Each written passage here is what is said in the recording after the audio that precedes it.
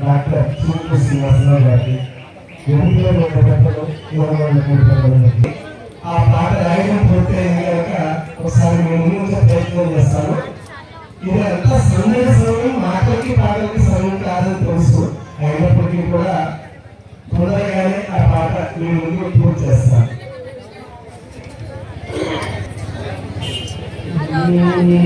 భారతమ్మకే సింధూరం అద్దే అన్నారు, తెలుగు తల్లికే సింగారం దిద్దే అన్నారు.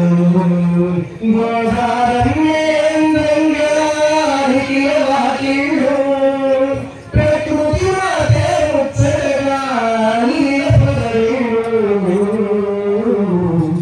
మా కడియం హరిత వరాలు ఆనంద భరిత కవరాలు, కడియం హరిత వరాలు ఆనంద భరిత కవరాలు.